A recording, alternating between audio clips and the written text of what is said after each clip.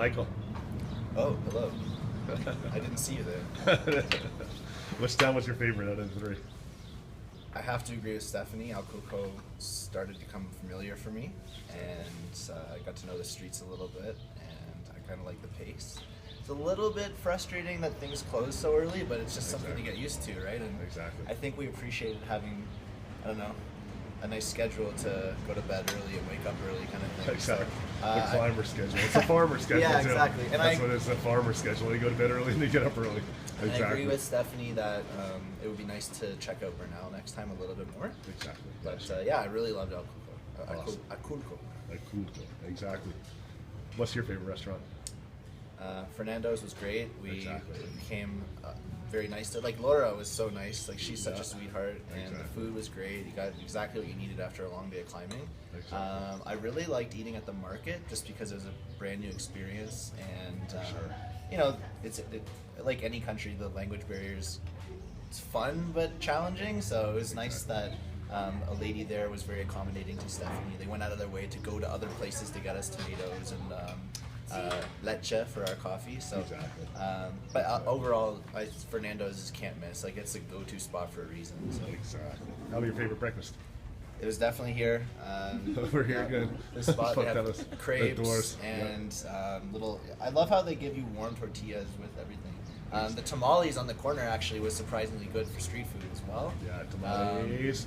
And, yeah, exactly, tamales.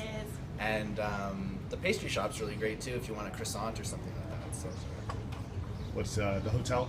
Pretty good. hotel was perfect. We were basically there by ourselves. The gentleman was very accommodating. The first night we had a small bed, but it was a place to crash, and he went out of his way to make us feel comfortable.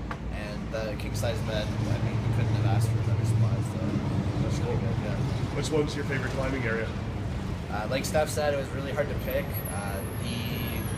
Getting to the peak of the Peña de Bernal was just like, can't believe we climbed that. Like, I've never had that experience before. In terms of actual climbing, I think I had the most fun at Hilotepec. Was that Hilotepec, Hilotepec? yep. Las Peñas de Taxcani. It was funny that you guys are saying that's the closest to like gym climbing. Yeah. The last two pitches we were on, I felt very challenged and accomplished after I finished them. But in terms of the space, I think the crack climbing outside of El Coco is the best because like the space was amazing. That's a kind of climbing I've never done before, Right. and I mean, there's a reason we went there twice. So I think that was my favorite. Yeah, I mean, you did a magnificent job. I couldn't be more proud of you. Thanks. Where you came from when we met in the New River Gorge to now is like huge. Once your footwork comes together, man, you're going to be a freaking a force to reckon with once you get all your feet and everything, get everything in line. What was your favorite climb? My favorite climb, I think it was one of the second to last ones we did when we were crack climbing the first day. When we went up and there's kind of Yeah. broke through the trees and there's all that sunlight. Just because you didn't Exactly. tell me what the grade was and you were saying like, Exactly. here, just try it, man. And Exactly. I had a good warm up that day. I felt like Yeah. I was starting to get the technique a little bit. La And, Proa. Yep, that's the one all at the end of the prow, La Proa. Yeah, exactly. I felt, I don't know, accomplished after that. So Yeah, it's 10A. It was a really good climb. And it's like off-size hands. Yeah, exactly. Yeah. Learn any valuable skills when you're down here? You taught me how to lead climb for the first time. I've never done that before, and I was like a little nervous. I think it's healthy to be nervous during that situation. I really loved how you let me belay for you too. That showed a lot of trust. Got to. Got to learn. And you showed me that 200-pound knot, which was Yeah. finally got that one down. That was really valuable. And then, like you said, if you ever think that knot's wrong, because it's the double bow line, just go right back to the 8. If something doesn't look right, you won't trust it, just go right back to Yeah. the figure 8. So you Yeah, know. but and then I don't know, just soft skills too, being patient and just like Gotta be. attitude shifting from, like you said, the first time when I was in the new, it was a Yeah. bit of a different attitude. So Exactly. yeah. No, it's huge. It's huge. Anything we could do as a guide service to make your experience better? So like Steph said, you guys did a really great job being accommodating, and you guys had a curate, and like everything was planned, and you, especially for me, you had kind of a good idea of what I needed, when I needed to be pushed, and when I needed to kind of get some Exactly. slack. It's So relax. I was thinking like as a takeaway, it might, I don't know how expensive it would be for you guys to do, but to have like a pamphlet or one of your guidebooks to like write notes in, because I was thinking, you're talking about going back to see the climbs again, and it would be, I think, valuable to be like, okay, I didn't finish this one, so circle back to that next time we're there. Exactly. We'll start right at that 5.9. Yeah, and just like right that at way, yeah, that way exactly. people have like a little takeaway too to bring back with them. I don't know. No, I like to hear that, because that's exactly how we make it better. You know, that's what I want to.